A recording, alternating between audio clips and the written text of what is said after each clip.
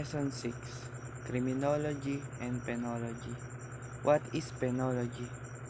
Penology is concerned with the control and prevention of crime and the treatment of criminals or convicts.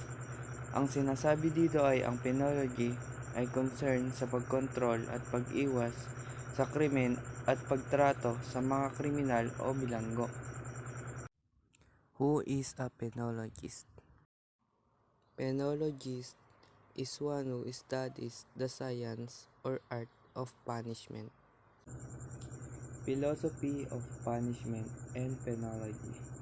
There have been no limits to man's imagination at devising techniques of punishment. More ways to hurt people and inflict pain exist than ways to reward or encourage people.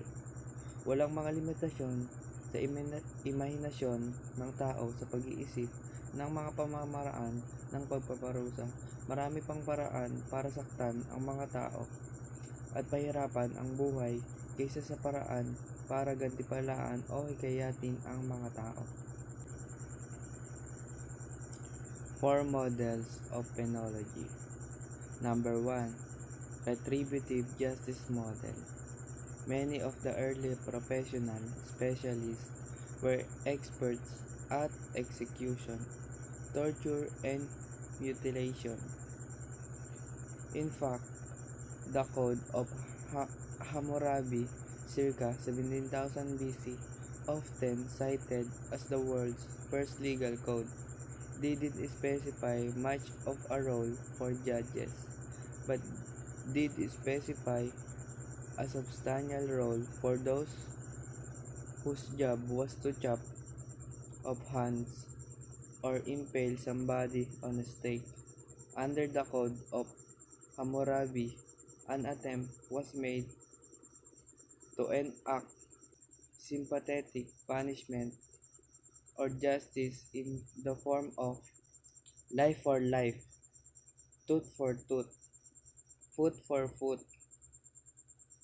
wood for wood, eye for eye, hand for hand, burning for burning, and the last is stripe for stripe.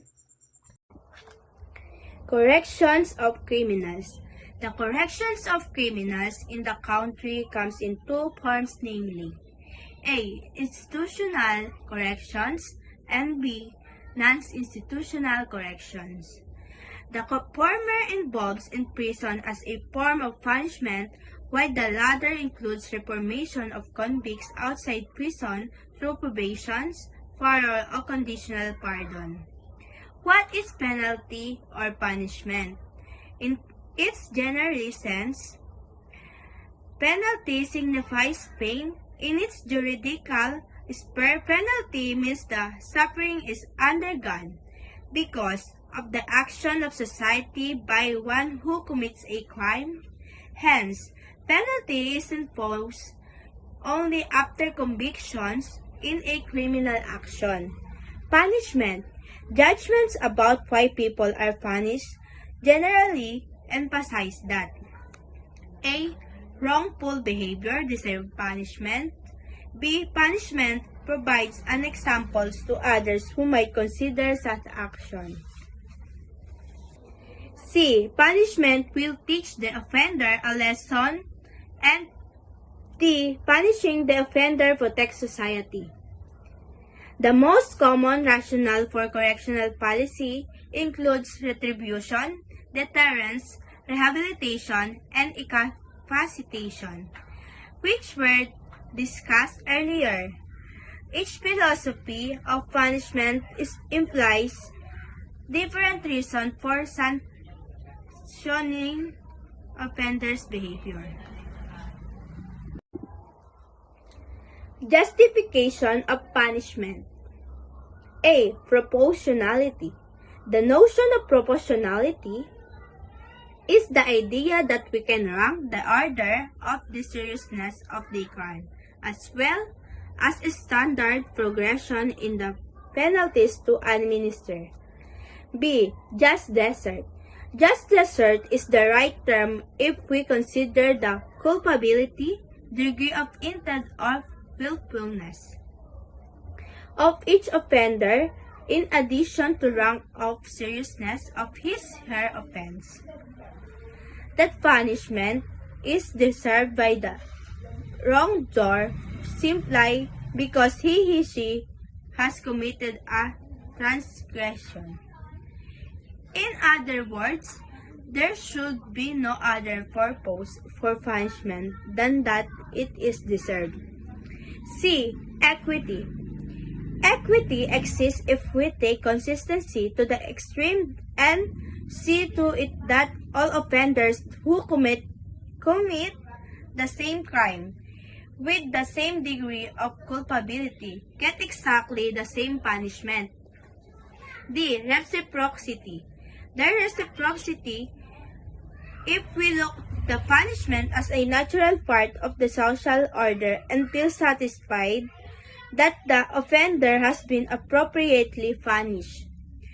E. Retribution. Retribution is present if the offender happens to agree with the appropriateness of the punishment or at least accepts some blame or shows remorse, or the upholding of human dignity through the mutual acceptance of a fair just punishment. Juridical conditions of penalty. A. Must be productive of suffering but must not desecrate the human personality. B. Must be proportionate to the crime in the sense that different penalties are prescribed for different crimes. C. Must be personal as it must be imposed only upon the criminal and no other. D. Must be legal as it must be the consequence of the judgment according to law. E. Must be certain so that one cannot escape from it. F. Must be equal in the sense that it applies to all persons regardless of circumstances. And last, G. Must be correctional. The purpose of prison. Today's imprisonment is no longer simply intended as an acute form of corporal punishment, but a method by which to work on a person's mind as well as his body, through three distinct areas which include A. Punishment, B. Deterrence, and C. Rehabilitation. Responsibilities of prisons. A. Safekeeping of all inmates. B. Maintaining and improving the welfare of all confined within it. And C. Performance of these objectives with the maximum efficiency and economy. What is prison? Also known as penal penitentiary or correctional facility, is a place in which individuals are physically confined or interned and usually deprived of a range of personal freedoms. Prisons are conventional institutions which form part of the criminal justice system of country, such as imprisonment or incarceration is a legal penalty that may be imposed by the state for the commission of a crime. Called executive clemency because of only the Philippines has the power and authority to grant it. This is the for executive. Number 1, a pardon of a forgiveness of a crime and its associated penalty, granted by sovereign power like the president or chief of state. This is the two kind of pardon. Absolute pardon. Absolute pardon is given without condition, restoring public office or suffrage right unless expressly restored by the term of pardon. Conditional pardon. Conditional pardon is an individual's particical intention of criminal liability subject to certain limits or conditions which must be accepted by the offender. Number 2, amnesty. Amnesty is a justice act where the supreme power restored the guilty individuals to innocent status, eliminating legal remembrance of offenses, originating from the Greek word oblivion. Number 3. Reprieve. Reprieve refers to a temporary delay in the imposition of a sentence, especially in the execution of the death penalty, which cannot be reduced afterwards. Number 4. Commutation of sentence. Reduce legal penalties, particularly imprisonment, but does not nullify conviction and is often conditional upon a plea agreement. What is parole? Parole is produced where prisoners are released based on their response to a correctional institution and service program, providing control and guidance as they serve the remaining sentence within the free community. What is probation? Probation is a judicial act allowing a convicted criminal to remain free in society after being released under court condition and the supervision of probation officer. The two kinds of probation are minor probation, low prudential degree, 603.